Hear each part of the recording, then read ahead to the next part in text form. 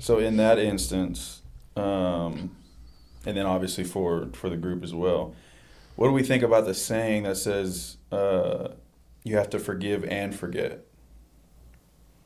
Do we think that's accurate? Do we think I don't think that's that's possible? wise. It's Okay. not. You would be a fool to continue to let somebody misuse you repeatedly. You know, there are certain relationships that could never be reconciled, no matter how many times the forgiveness is given. There are just some things that are unspoken. You know, like I think I brought up the example with Isaac. You know, you're kicking it cool, and your best friend sleeps with your wife. It would be unwise, Hey, yo. to let that. There are just some things you just could never, right? And it would probably be unwise if you're like, you know what, that's cool. Like just let them back I'm gonna off. go to HEB. Hey, Well, y'all be here when I get back. You're gonna stay the night? bro. All right. Stay the night is That's- crazy. That's all right. And like that bro. that may be an extreme, but there are. Chitty bang, bro.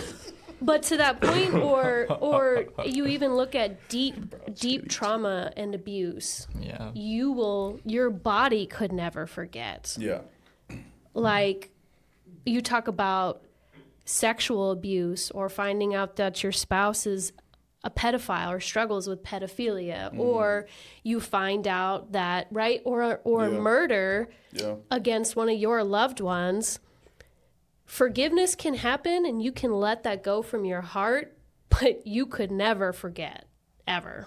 And I think it would be unwise to do so, because some people because that reconciliation isn't happening on their end, it's going to happen again and again and again and again. And even though we're called to forgive, that doesn't mean you have to open. It goes back to what I said before. We're not called to be doormats and allow that to happen. So if you forget, you're turning into those people-pleasing tendencies. So Yeah. yeah, forgive and forget is what somebody would use to manipulate you and feel like you have to do that in order to have a relationship with them. Go ahead, Nathan.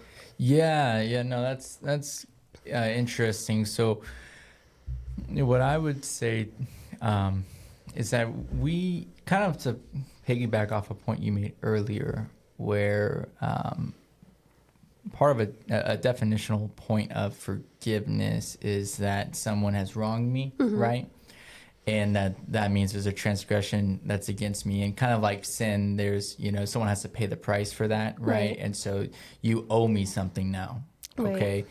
And that's where we get the pride, and like Isaac was talking about, coming up, right? And interfering with what we know we're obligated to do, right? However, when we understand sin to be almost like not sin, forgiveness, right? To be like, hey, that person that transgressed against me, they owe me something. Then when I forgive them, we all know, like you said, the example, if someone slept with, your spouse, right? We are not ever going to forget that, right? We can't even physically forget that, okay? But what we can do is we can forgive, or forget forget the debt. Okay? The person doesn't owe me anything anymore. So it's not on the record. Like, it's not sitting there. Yeah. And I think this is what the Lord shows when he says he won't remember our iniquities, right? He won't remember them, right? So some people will, to your point, right? To your question, I should say, will you? Yeah. To your question. To your question, will they? Is it the same, right? To forget, or to forgive is to forget, right? I think that we know the Lord knows everything, right? He's not going to forget, okay? But he's forgetting the debt, what's owed. He's saying, I won't mark it anymore. I won't remember. It's not on my book anymore, right? And so in that instance, we can apply that type of forgiveness in those really drastic, hard areas in life where, hey, I'm not gonna hold it against you. I'm not gonna try to enact punishment on you. I'm not gonna do any of that. But I can't forget it, meaning I might have to traverse differently with you. When that's what I was going to say is now you have, so you're forgetting, And in forgetting, you're also forgetting how the old relationship was, right? You're setting, I mean, if possible, right? Depending on what it is. It could be something silly like, hey, man, you know, I meant to text so-and-so and I accidentally texted you and I was bad-mouthing you. Like, you know, there are little things that would be like, okay, cool. Like, we can move forward from that. You know, I get it. But there are some things that you can't. And so you have to set those new boundaries and how that relationship will be moving forward. Hey, I'm not holding it against you. We're cool, but we just can't be, you know, you're not welcome in my home anymore. Yeah. You know, but if something were to happen, I'm still going to pray for you. Right. Right. I'm talking about like the infidelity with, you know, specifically that, but I'm still going to pray for you. If I hear something that comes up, I'm not going to wish anyone be like, well, that's what you get. You know, like you're not even going to think twice about it. But now you have changed how the old relationship was. And you have a new relationship moving forward, which is a good point. But you have to set those, what those boundaries look like. I don't think forgiveness, like, well, once you forgive and like, there's multiple aspects of a relationship, right? There's trust, there's all these different parts. You can forgive somebody, the trust can still be violated. And so it's like, I still deal with you, but I don't deal with you the same way like you're talking about.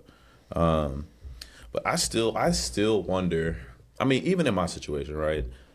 Did I handle that the way Jesus would? I handled it better than Isaac would. Like, but did I handle it how Jesus would?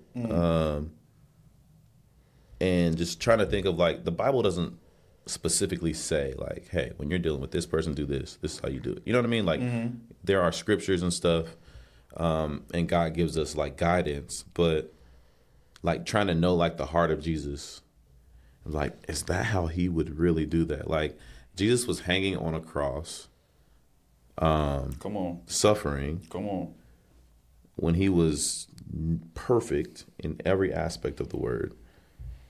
And people are saying, yelling, crucify him, like all these things, the same people who were praising him right before that, right? And forgive them for they know not what they did. Yeah. Right? Like that humility, that selflessness, that long suffering, like that's the ultimate, like that's perfection. That's like God being perfected in you. I think And it's ultimately, I think that's what Jesus wants from us. we have to strive for it. Working towards that, yes, is Yeah. different. Like in the dichotomy between, or like the weird part of it is like we see things in the flesh, right? We see things in our day to day, and we try to react to them in the spirit. But there's this gap there, and like, what are we filling that gap with? Is like where we kind of like, I think that's where we fall short sometimes, or like, or whatever it is. Like it could be, I don't know. Like I follow my brother in Christ, right? And I know God calls me to forgive him. So I'm trying to look at this through a spiritual lens, but I'm hurting physically.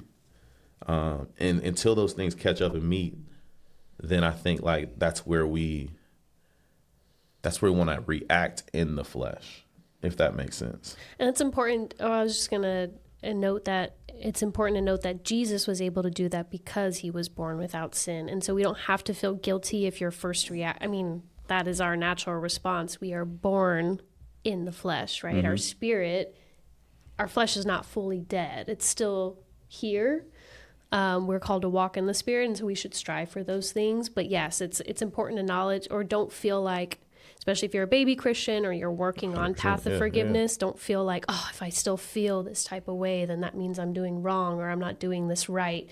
But just if you have a heart to want to do that and to strive, and you acknowledge, right? And you can say, yes, I am really angry at my coworker, or I am, this is not cool, and you're really upset by these things, but like you strive to get rid of that. You recognize that and say, you know what, I'm going to pray for them.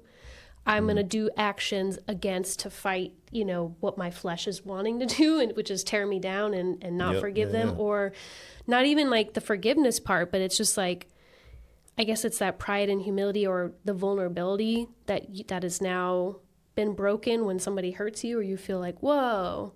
So when you started talking about that, I started thinking about a situation that happened with some coworkers, and I could not let that go for like every time man, like it just really hurt me. And I don't know why. I was like, we're not even friends like that. Like, it's cool. Like, it's fine. But I think I just felt like in a really vulnerable position. And it took me a long time to work past that. But now that it's happened to me, I can more easily call that out. Or because I'm trying to strive for that, now I can say if something else were to, right? I limited myself and I'm like, you know what? It's not that serious. I have boundaries. And I'm just not going to open myself up and that's not the right answer, is to be closed off to all people. But now I know how to treat that moving forward and be a little bit more guarded. So when it does come up, then I'm able to allow that forgiveness to happen more easily, if that makes sense. Like, I have an expectation that somebody might do me wrong, not in a negative way, but just know that that's what happens when you do life with other people. It's just that things may happen and they may not wish any ill on you. That's just could be their shortcomings and their downfalls. Yeah. And you could just be in their path of destruction.